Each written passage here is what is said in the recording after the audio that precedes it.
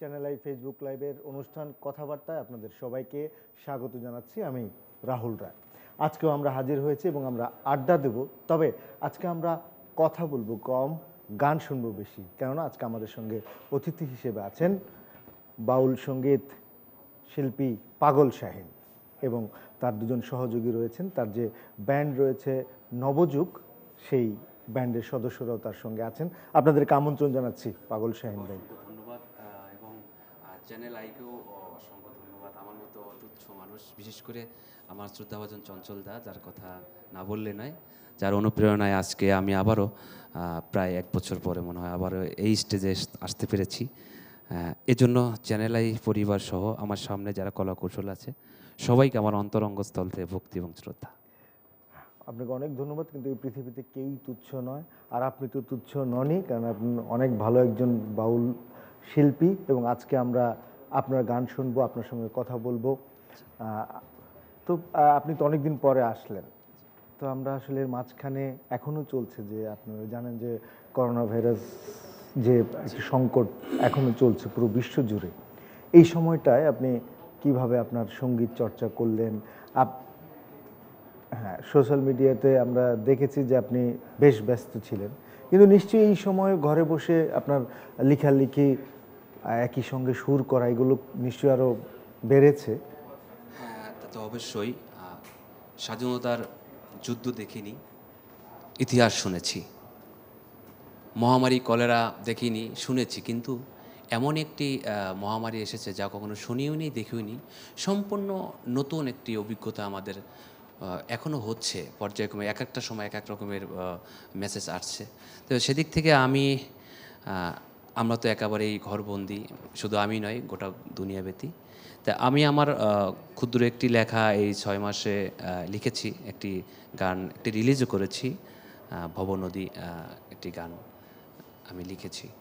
আসলে আমরা যে কাউরেরই কেউ না, এই ভবে হাটে আসলাম, কিনে যাব, এই চলমান পরিস্থিতি নিয়ে বা আসা যাওয়া নিয়ে একটু আমি ক্ষুদ্র গানে চেষ্টা করেছি। তো অনুমতি দিলে, আপনি অনুমতি দিলে আমি গানটা করতে পারি। নিশ্চয়ই নিশ্চয়ই, আপনি তো আপনার গান শুনবো বলেই আমরা হাজির হয়েছে এবং দর্শকও নিশ্চয়ই অপেক্ষা করছে আপনার গান শোনার জন্য। প্লিজ। ধন্যবাদ।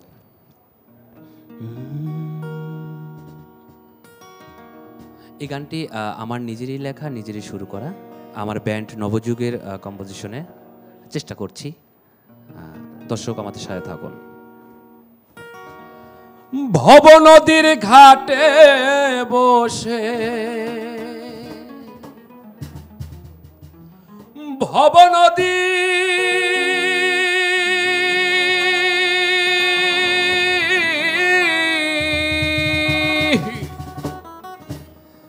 ভব নদীর ঘাটে বসে জুড়াইল না মোর পহরা। কান্দে রে কান্দে অবুঝ কান্দে আমার প্রাণ। ভব নদীর ঘাটে বসে, ভব নদী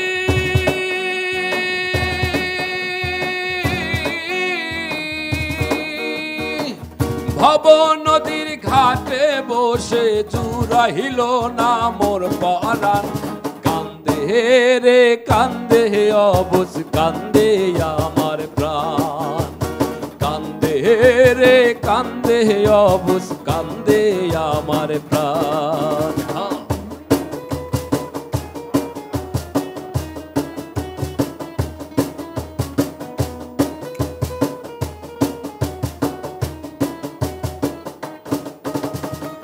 ভবের হাটে এসে আমার সওদা নাহি মিলে, বাজার শেষে যেতে হবে আবার কোন বা দেশে।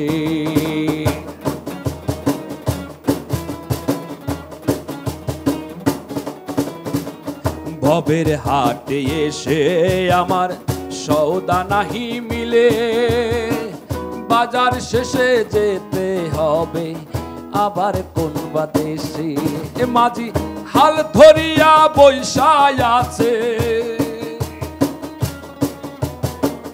হাল ধরিয়া বৈশায় আছে উড়াইয়া নৌকার বাদাম। কান্দে রে কান্দে অবুঝ কান্দে আমার প্রাণ, কান্দে রে কান্দে অবুঝ কান্দে আমার প্রাণ।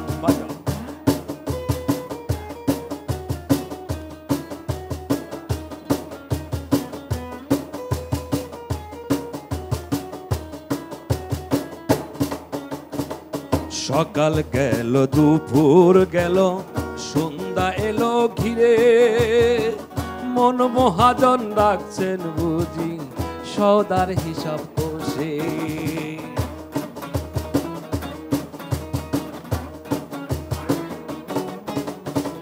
সকাল গেল দুপুর গেল সন্ধ্যা এলো ঘিরে, মন মহাজন ডাকছেন বুঝি সওদার হিসাব কষে।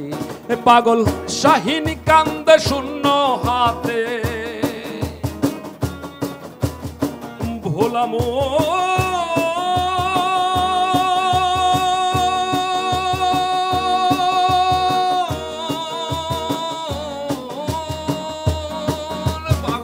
শাহিন কান্দে শূন্য হাতে, শাহিন কান্দে শূন্য হাতে, হইল না সওদার সন্ধান।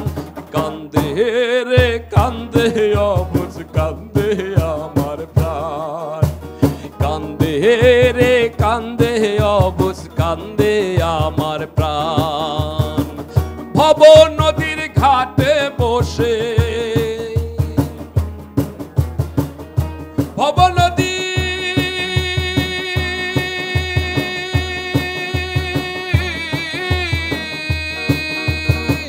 ভব নদীর ঘাটে বসে, ভব নদীর ঘাটে বসে জুড়াইল না মোর পরাণ।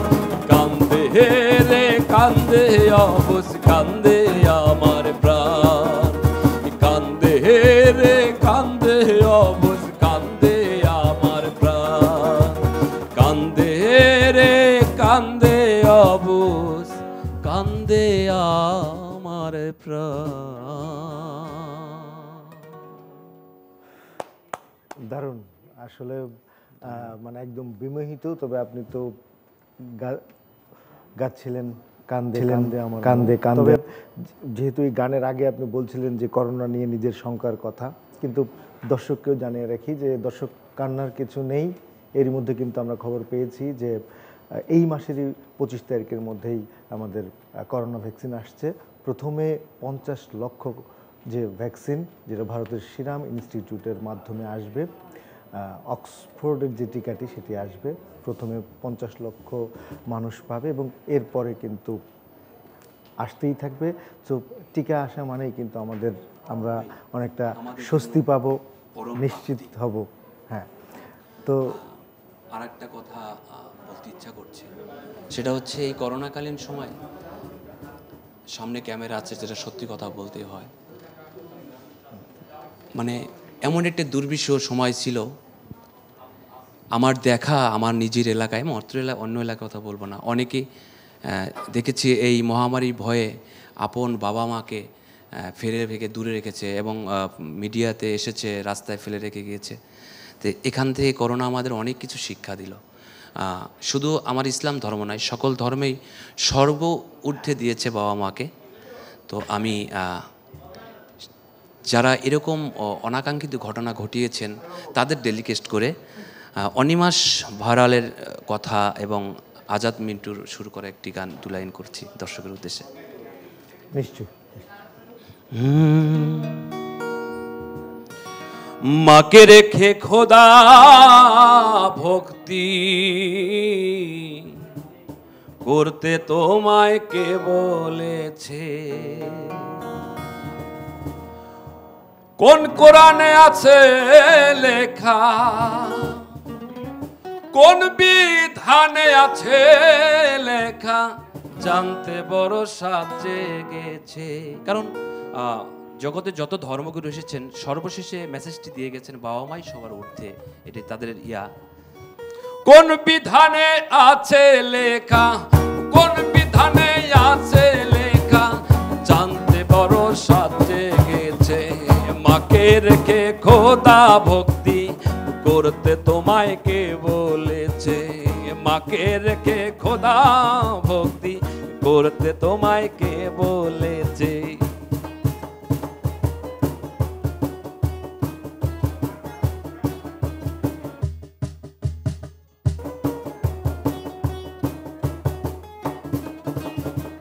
10 মাস 10 দিন গর্ভে রেখে কত কষ্ট মা করেছে। 10 মাস 10 দিন গর্ভে রেখে কত কষ্ট মা করেছে। একবার যদি বুঝতি রে পাগল, একবার যদি বুঝতি রে পাগল, তার বিলম্বে কে বায়াছে। সদা থেকে খোদা ভক্তি করতে তোমায় কে বলেছে? কোন বিধানে আছে লেখা, কোন বিধানে, কোন বিধানে, কোন বিধানে আছে লেখা, জানতে বড় সাজে গেছে। মাকে রেখে খোদা ভক্তি করতে তোমায় কে বলেছে? মাকে রেখে, মাকে রেখে, মাকে রেখে খোদা ভক্তি করতে তোমায় কে বলেছে? বাহ, সত্যি মার শারীর আচলিত সন্তানের সবচেয়ে সুন্দর জায়গা। আচ্ছা শাহিন ভাই, এই করোনাকালীন সময়েও কিংবা এখনও তো চলছে, এরপরেও স্বাভাবিক জীবন তো আমাদের চলছেই, তো এর মধ্যেও তো আপনি বাংলাদেশের বিভিন্ন জায়গায় গিয়েছেন, গান করেছেন, একদম মানুষের সঙ্গে মিশেছেন। ওখানকার কি অবস্থা এই করোনাকালীন সংকটে? তারা কতটা সচেতন? খুব গুরুত্বপূর্ণ একটি কথা বলেছেন। আমরা ঢাকাবাসী যারা ঢাকায় থাকি, অবস্থান করছি, আমরা চেষ্টা করছি যথেষ্ট একটু সতর্ক থাকার জন্য।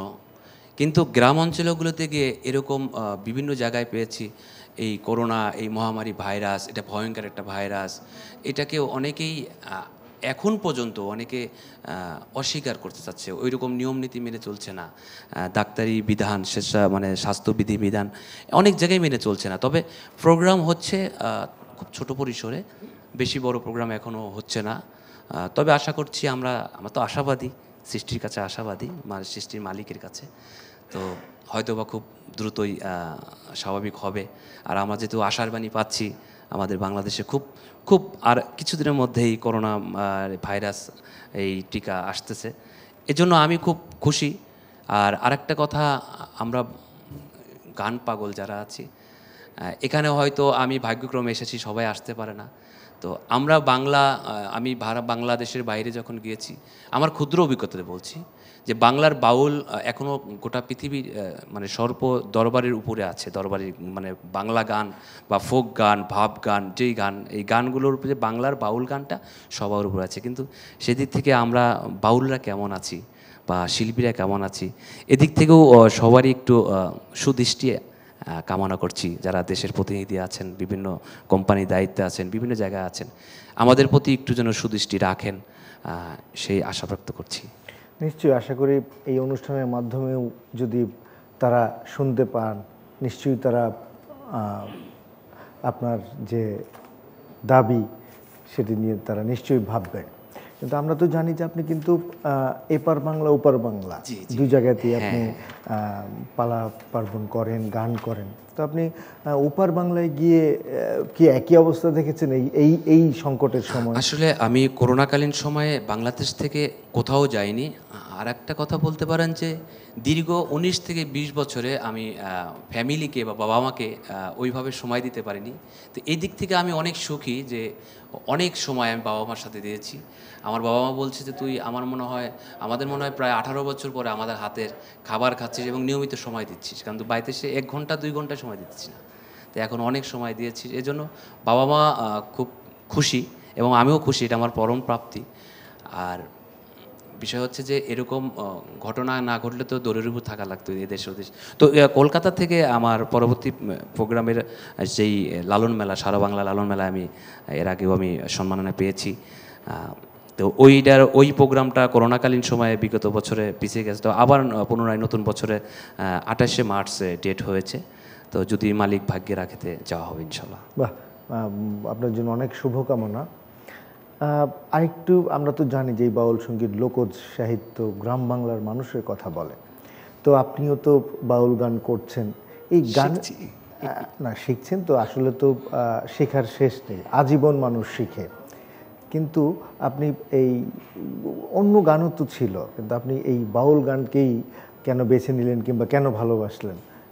আসলে সঙ্গীত তো শিল্পী তো আজও হতে পারিনি, রক্তের সাথে মিশে গেছে, সঙ্গীত পাগল বলতে পারেন। তো আমি আমার বংশগত ফ্যামিলি হিসাবে আমরা অলি আল্লাহপন্থী। তো ছোটোবেলার থেকেই মানে গান, হৃদয়ে গান ধারণ হতো, গাওয়ার চেষ্টা করতাম। কিন্তু কি গান শিখবো, কোথায় যাব, কি করব, কি জ্ঞানের গান মানেই তো জ্ঞান। সঙ্গীত তো একটি ঐশ্বরিক সাধনা, মহাজনদের বাণী যেটা। অবশ্যই। তো সেদিক থেকে এই বিভিন্ন দরবারে গিয়েছি, আখড়ায় গিয়েছি। আসলে কখন, কোন দিন, কিভাবে যে এই বাউল গানটা, এই ফোক গানটা আমার হৃদয়ে ধারণ করেছে আমি সঠিক বলতে পারবো না। তবে এটা আমার এ জনমের প্রাপ্তি না, হয়তো আমার পূর্বপুরুষদের আশীর্বাদ ছিল বিধায় আজকে আমি পাগল শাহীন এ পর্যন্ত আসতে পেরেছি। মা বাবার ধোয়া এবং দেশ নয়, দেশের বাইরেও অনেকের ভক্তি, ভালোবাসা। আমি আসলে কিছু না, আজও কিছু শিখতে পারিনি। আমরা তো জানি যে এই যে বাউল সম্রাট কিংবা এই বাউল সঙ্গীতের যদি আমরা পথিকৃৎ বলি, লালন সাঁই, শাহ আব্দুল করিম, হাসন রাজা, তারপরে তো উকিল মুন্সি, তারাই তো নিশ্চয়ই আপনার অনুপ্রেরণা নাকি? তারা ছিলেন একজন নিবেদিত প্রাণ। তাদের লাইফ, সারা জীবনটা, আমরা তো আজকে 5-10টা গান শিখেই এই জায়গাটা দখল করে নিয়েছি, কিন্তু ওনাদের লাইফে 5-10টা শিখে ওই জায়গাটা আসতে পারেনি। তাদের লাইফটাই ব্লিন করে দিয়েছে, শুধু মানব সেবার, মানুষের হৃদয়ে দিয়েছে। তাতে তো অনেক ঊর্ধ্বের মানুষ, আমরা শুধু অনেক তুচ্ছ। না, আপনারাও তো গ্রাম বাংলার, আর তাদের অনুপ্রেরণায়, তাদের চেষ্টা সাধনার ফলে আজকে সারা বিশ্বের বুকে বাংলার ফোক গান, বাউল গান সবার উপরে আমরা সেটা আজকে লালন করছি, চড়ায় বেড়াচ্ছি, গাচ্ছি। আমরা যদি বলি যে সিভিলাইজেশন হয়েছে, মানুষ অনেক আধুনিক হচ্ছে, সেই ক্ষেত্রে কি আপনি কি মনে করেন যে এখনও বাউল গানের যে চর্চা, হ্যাঁ আমরা তো আসলে আধুনিক হওয়া মানে এই না যে বাউল গান করা যাবে না, কিন্তু বাট অনেক সময় হয় যে এই গানের চর্চা তো আসলে গ্রাম বাংলায় বেশি হয়ে থাকে, এটাও তো সত্য। তো সেই ক্ষেত্রে কি আপনি মনে করেন যে এখনও আগের মতো বাউল গানের চর্চা হচ্ছে, বাউল শিল্পী উঠে আসছে? চর্চা অবশ্যই হচ্ছে, কিন্তু প্রজন্ম যেভাবে যাচ্ছে, এই যে আমরা বাউলটাই করছি একটু কিছুটা ফিউশন, যেমন আজকে দেখছেন আমি বাউল গান করছি কিন্তু আমার সাথে অ্যাকুস্টিক যন্ত্র শিল্পী মহোদয়রা বাজাচ্ছেন। ফিউশনকে অস্বীকার করা যাবে না, কারণ হচ্ছে যে আমি তো মূর্খ মানুষ, আমি আজকে একটা মোবাইল দেন হয়তো যত সর্বোচ্চ ফেসবুক চালাইতে পারবো, কথা বলতে আমার আজকে বাচ্চা বা আমাদের ভাতিজা ওরা অনেক কিছুই জানে। তো অতএব ফিউশনকে অস্বীকার করা যাবে না। অতএব প্রতিটা গানের মূল ভিত্তি, প্রাণটা ঠিক রেখে আমরা অলংকার হিসেবে অনেক কিছু ব্যবহার করতে পারি। এটা প্রজন্মের সাথে চলে আসছে, এটা হবেই। এই জন্য যে বাউল গান, বাংলার ভাব গান, মাটি ও মানুষের শিকড়ের গান, এগুলো বাদ দিই। তবে হ্যাঁ, অনেক বাজে গান হচ্ছে, অনেক খারাপ গান হচ্ছে, কিন্তু যারা আমাদের মতো, মানে আমরা যারা যে ধরনের গান প্রেমিক, আমরা বেছে বেছে করার চেষ্টা করছি, শেখার চেষ্টা করছি।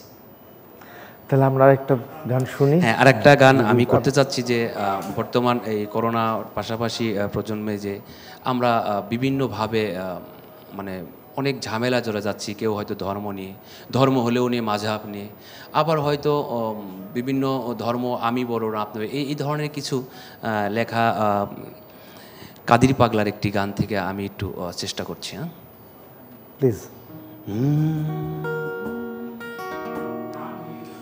শরীয়ত মারফত হাকিকত তরিকত,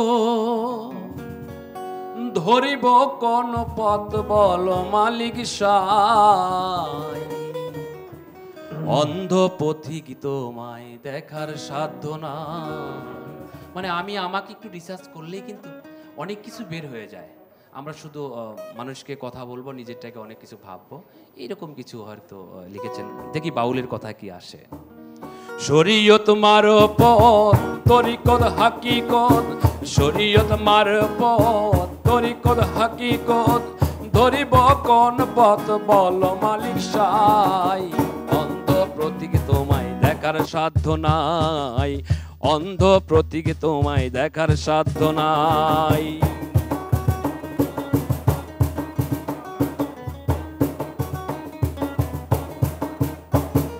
হিন্দু বলে আমরা সেরা, বৌদ্ধ কয় থামরে তোরা, মুসলিমে কয় সন্ন সারা পারের করি নাই।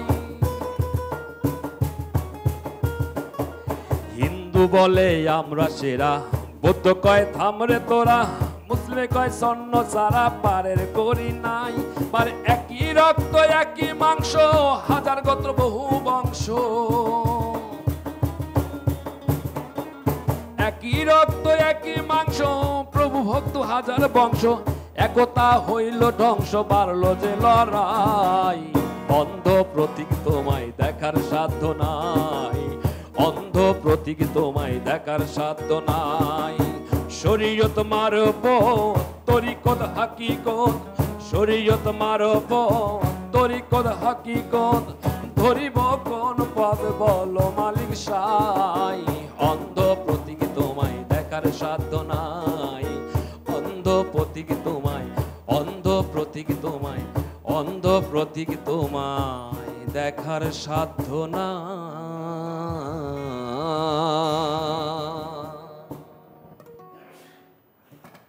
দারুণ, খুবই ভালো লাগলো।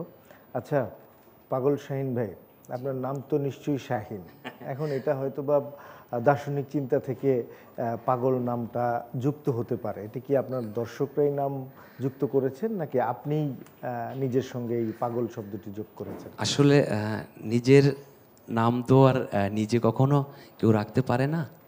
যখন আমি এই পৃথিবীতে মানে এসেছি তখনও নিজের নামটা নিজে রাখতে পারিনি। তো সব কিছুর ঊর্ধ্বই তো মানব।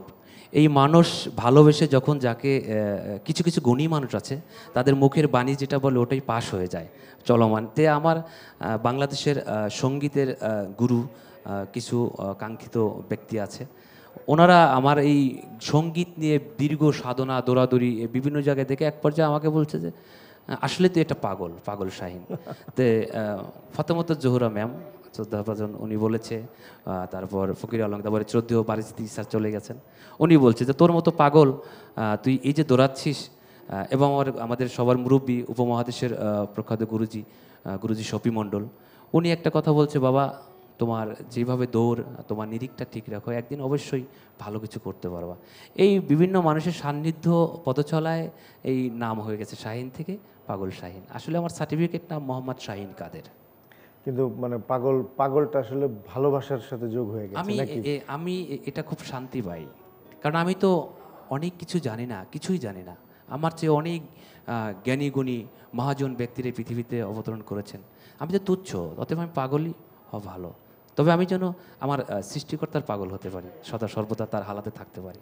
আপনি কি একদম খুব ছোটবেলা থেকেই গান চর্চা করেন কিংবা বাউল গানের প্রতি আকৃষ্ট হয়েছিলেন? আসলে গ্রামগঞ্জে তো বেসিক্যালি বাউলটাই বেশি হয়, তো ছোটোবেলাতে ওই দিকে ঝোঁকটা পড়েছে আস্তে আস্তে। তো বাউলটাই করি, তবে ফিউশনের সাথে, মানে যেইখানে যেই পরিবেশ দর্শক যেটা চায় ওই পরিবেশে গাওয়ার চেষ্টা করি। আপনার বাড়ি কোথায়, মানে কোথায় বেড়ে উঠেছেন? আমার জন্মস্থান বাংলাদেশে সিরাজগঞ্জ জেলা কামারখন্দ থানা, হায়দারপুর গ্রাম। তো আমরা আসলে তো যেই এখন প্রফেশনে আছে, ভালোবাসার জায়গাগুলো কিন্তু আসলে খুব ছোটবেলা থেকেই তৈরি হয়ে যায়। হ্যাঁ। তো আপনার ছেলেবেলা কেমন ছিল? আমার ছেলেবেলা বলতে একটু কষ্টদায়ক ছিল আচ্ছা, অর্থনৈতিকভাবে, কারণ আমরা তো আমার 6 কাকা মুক্তিযোদ্ধা ছিলেন, তো 1 কাকা যুদ্ধে শহীদ হয়েছে।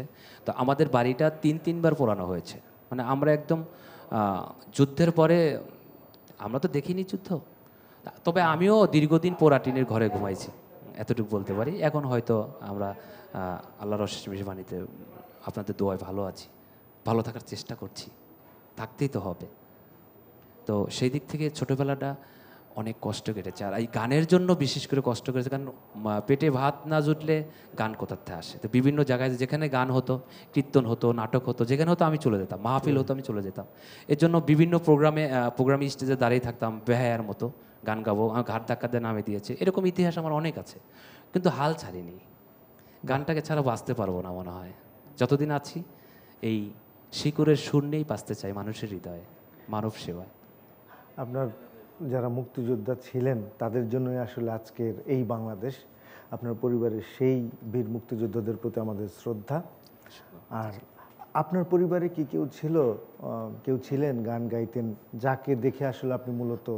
সেই কথাই যে আমার এই নবযুগ ব্যান্ড যেটা, এটা হচ্ছে আমার যে কাকা মহান মুক্তিযুদ্ধে শহীদ হয়েছেন, উনি পাকিস্তান পিরিয়ডে একটা নবযুগ নাট্যগোষ্ঠী করেছিলেন। আচ্ছা। তো তখন তো পাবনা ডিস্ট্রিক্ট ছিল। তো স্বাধীনতার পরে সিরাজগঞ্জ 72 মেবি সঠিক জানা নেই, ওইতে হয়েছে সিরাজগঞ্জ হয়েছে। তো সিরাজগঞ্জ হওয়ার পরে আমার কাকার স্মরণেই সর্বপ্রথম কামারখন্দ থানায় একটি শহীদ মিনার হয় সরকারি আমার গ্রামে। তো ওই নবযুগ নাট্যগোষ্ঠীটা স্বাধীনতার পরে ছিল। আমি যখন এসএসসি করি ওই পর্যন্ত ছিল।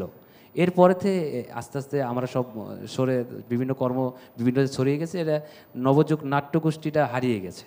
তো আমি ওই নবযুগটা আমার চাচার যেই স্মৃতি ধরে রাখার জন্য আমি নবযুগ ব্যান্ড হিসেবে বানিয়ে রেখেছি। আমার ওই কাকাই ছিল সাংস্কৃতিক মুখী। আমার দাদির কথা শুনেছি, কয় হুবহুব তোর মতো দেখতে, তোর মতো কথাবার্তা, যেখানে অনুষ্ঠান হোক দৌড়ে যেত, কই হিন্দু মারা গেলেও সৎ কাজে দৌড়া যেত, বিয়ে হলে তাকে দাওয়াত দেওয়া লাগতো, সে চলে যেত ওখানে কাজের জন্য বিভিন্নভাবে।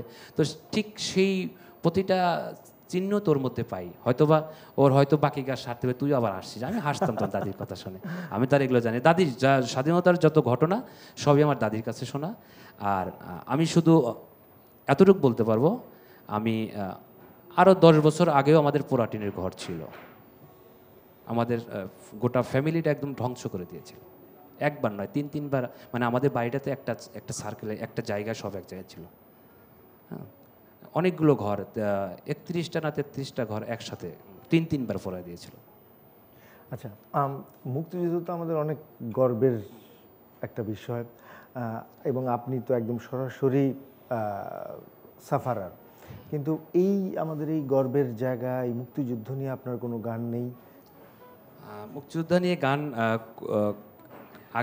আগে পিছনে আমার নিজের মৌলিক কোনো গান আমি আদৌ ইয়ে করি, কারণ এই সঙ্গীত যুদ্ধটা নিয়ে অনেক দূর এখনও কিছু করতে পারিনি। তো তবে আশা আছে, লেখা আছে, চেষ্টা করব সামনে কিছু। তো আজকের যে দিনটা মুজিব বর্ষে, আমরা আজকে আনন্দের দিন, আমাদের যে আনন্দ পরম প্রাপ্তি আমরা আজকে পেয়েছি। তো আনন্দ এবং দোলনা থেকে কবর পর্যন্ত আমাদের সমস্যা থাকবেই, এগুলোকে মেনে চলতে হবে, সংগ্রাম করে চলতে হবে, এটাই মানব জীবন। আর আমাদের তো স্বাধীনতার সুবর্ণ জয়ন্তী হতে সেটাও যাচ্ছে, চলে 50 আসছে। বছর হ্যাঁ, পূর্তি সেটা হতে চলে যাচ্ছে। আসছে। তো আপনি হ্যাঁ।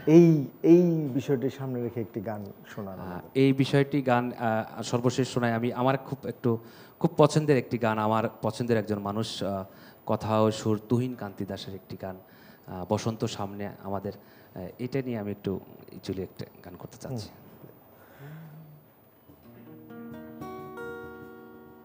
চলে আমার চাঁদের গাড়ি,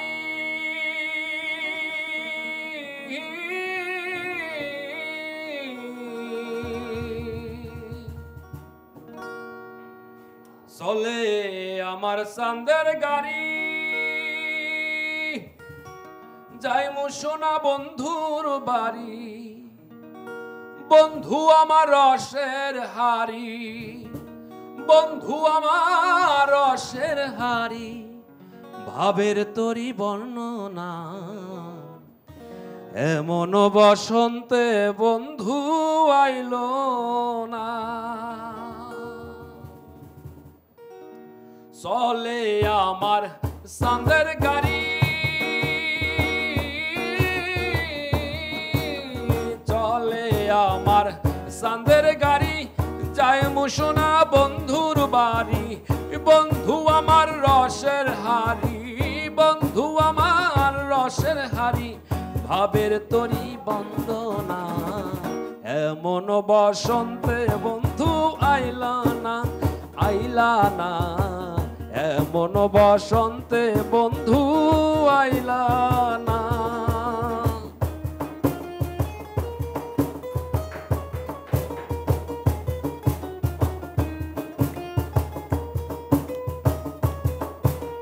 পাহাড়ি গাঁও বন্ধুর বাড়ি, পাহাড়ি গাঁও বন্ধুর বাড়ি, সমতলে বসত করি, সমতলে বসত করি, সমতলে সারি গাও বন্ধুর বাড়ি সমতলে বসত করি বুঝি না তার জলসা তোরি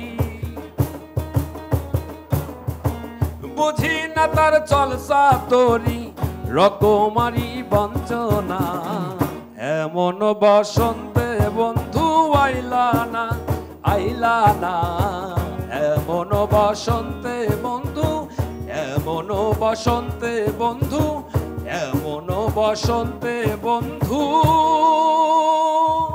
আইলা না। দারুণ। শাহিন ভাই, আমরা কিন্তু এই অনুষ্ঠানের শুরুতেই বলে নিয়েছি যে আজকে কথা কম হবে, গান বেশি হবে। তো আমরা দর্শকের কাছ থেকে বিদায় নিয়ে নিব, এরপর আপনি একটা গান গাইতে গাইতে অনুষ্ঠান শেষ করব। দর্শক, আমরা যে কথা বলেছিলাম সেই কথা কিন্তু রেখেছি। আজকে আমরা কথা কম বলেছি, আজকে গান বেশি শুনেছি এবং আজকে আমরা বিদায়ও নিব একটি গান শুনতে শুনতে। তবে তার আগে আপনারা সবাই সতর্ক থাকবেন, সাবধান থাকবেন। আগামী পর্বেই আমরা আবারও হাজির হব নতুন কোনো অতিথি নিয়ে। তাহলে আমিও একটু বিদায় নিয়ে আসি দর্শকের কাছ থেকে। সুপ্রিয় দর্শক মণ্ডলী, আবারও ধন্যবাদ জানাচ্ছি চ্যানেল আইকে এবং আমাদের এই অনুষ্ঠান দেশে এবং দেশের বাইরে যে যেখান থেকে অনুষ্ঠান উপভোগ করছেন সকলের কাছে ভুল ত্রুটি ক্ষমা চেয়ে আমি পাগল শাহিন ব্যান্ড নবযুগ ভালোবাসা, দোয়া, প্রার্থনা করে স্বাস্থ্যবিধি মেনে চলবেন, আপনি নিজে ভালো থাকবেন, অপরকে ভালো থাকার সুযোগ করে দেবেন, এই আশা ব্যক্ত রেখে আজকের বিদায় নিচ্ছি। আসসালামু আলাইকুম।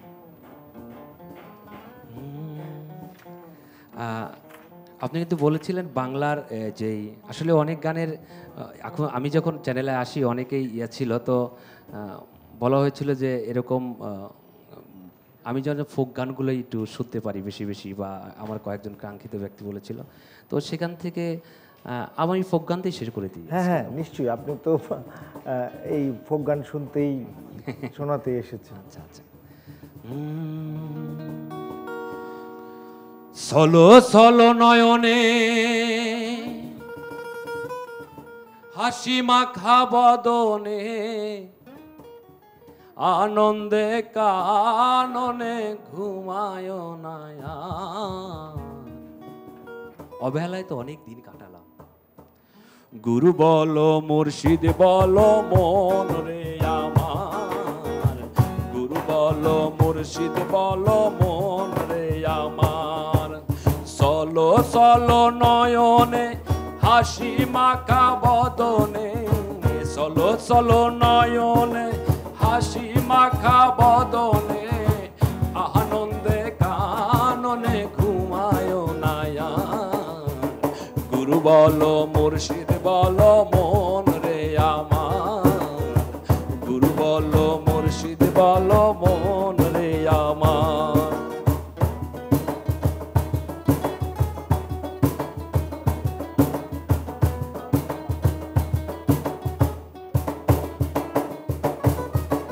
ওই দেখো শ্মশান ঘাটে জ্বলিতেছে দিনে রাতে, ওই দেখো শ্মশান ঘাটে পুরিতেছে দিনে রাতে, জ্বলিতেছে মানবের যত অহংকার ভবে, পুরিতেছে মানবের যত অহংকার। গুরু বলো মুর্শিদ বলো মন রে আমার, গুরু বলো মুর্শিদ বলো মন রে আমার। চলো চলো নয়নে হাসি মাখা বদনে, চলো চলো নয়নে হাসি মাখা বদনে আনন্দে কাননে ঘুমায়